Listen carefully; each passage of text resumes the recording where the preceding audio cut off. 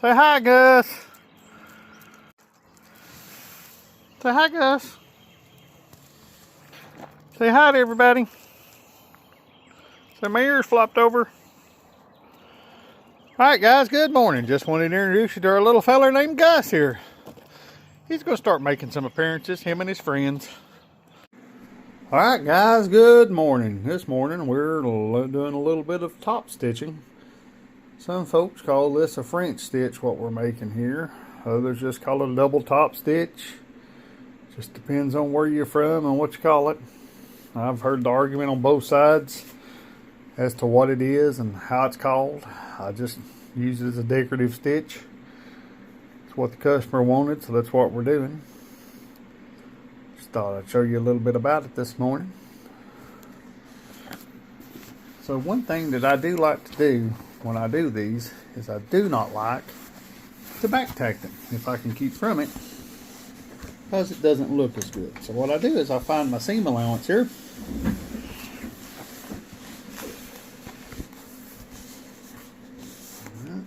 See if we can get this thing to cooperate with us. It's hard to do with one hand.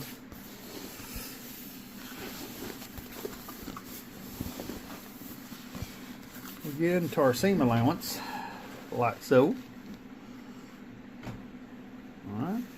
Right on the edge of it. We don't want it to be where it can be seen later. We're going to get in our seam allowance and we're going to start our stitch. We're going to work it into where we need it at. All right. We're going to leave our needle down. Turn our material. Gotta get it all rolled up here underneath the machine. I don't have my long arm machine set up right now, so I'm having to use this little short one. All right. It looks like I need to go one more stitch over. This is hard to do one-handed. Haven't learned how to do it one-handed yet. So we'll go one more stitch into our stitch.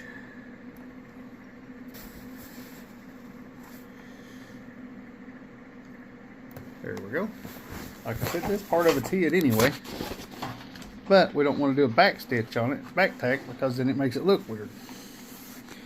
Now we need to check underneath of it, make sure we've got our seam allowance split under here. Like I said, this is just a decorative stitch. This is not for extra strength or anything like that. I know you should, a lot of people, and me included in the past, have always put a piece of ribbon or something under here. It makes it a stronger stitch. This here is just for decoration.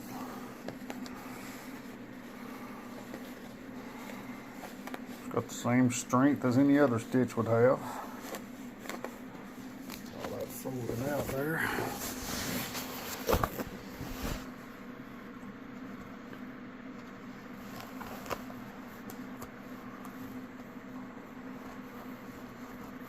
Alright, now I do like to, on the very ends, even on the decorative stitch, I fold the very end of it down so it tacks up, and then I split it.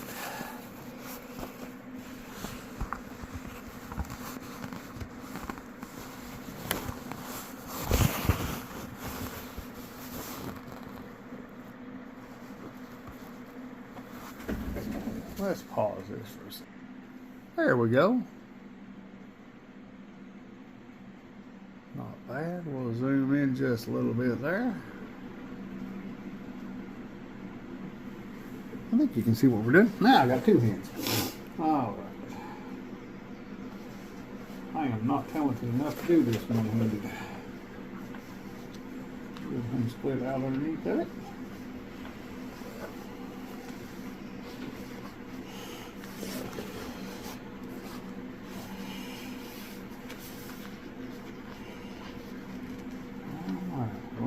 I use the edge of my foot here and the center line as my guide.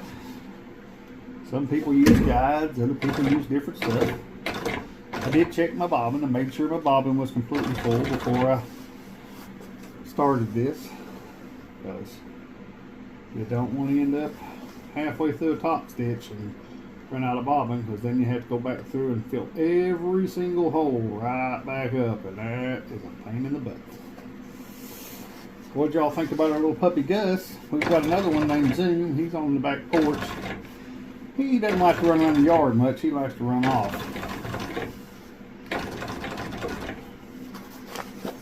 Keep everything nice and neat here.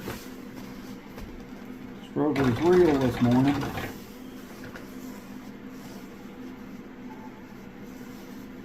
Keep our split going on.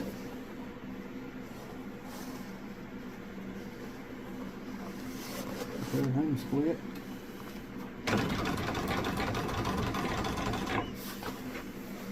We're coming up on an intersection, so it's going to be a little bit. There we go.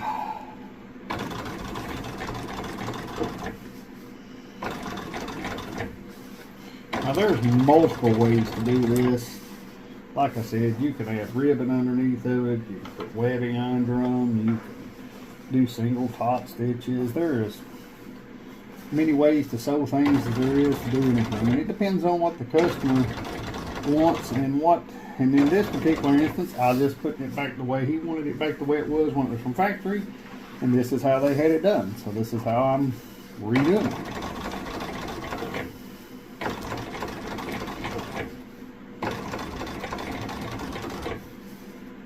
The key, as I say in a lot of things, is patience. You've got to take your time and be patient, or you will have some really crooked lines. And we don't want really crooked lines. Alright, so we're coming to the end, like I said before. Alright, we're going to come right here in the end of the seam allowance. We're going to turn. And we're going to sew off just a little bit. Now this will be captured by my seam at a later date, or a later time when I sew this all together, because this gets an end cap sewed onto it. My machine's got a needle stop on it that sets it down automatically. And I'll trim all those threads off more after a while. I like to leave them a little long in the beginning here so they don't pull out or anything. Now I roll my material around and do it on the same side as what I started. You can, if you've got your machine marked, like if you've got a mark and you know that this and this is the same distance, you can do it. Just pull it back and sew it through, but I like to flip it and put it on the same side if I can. Sometimes it's not doable. Alright, so we'll come right here, roll our material back up.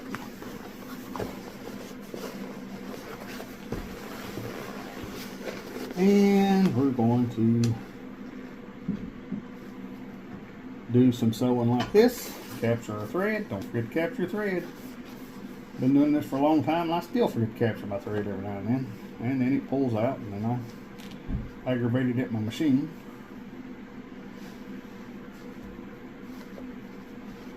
And it's not the machine's fault. It's mine, just like that. I had it captured, still lost it. But we're working on it. So, that's not a problem. We'll fix this real quick.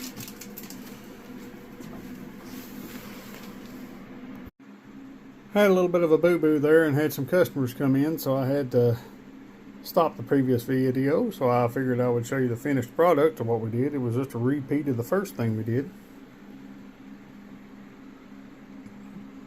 There you go. That is what we call in the upholstery business French stitch. Some people in the textile business call it something else, but it is top stitch on both sides basically. Anywho, I hope you have a good one. See you next time.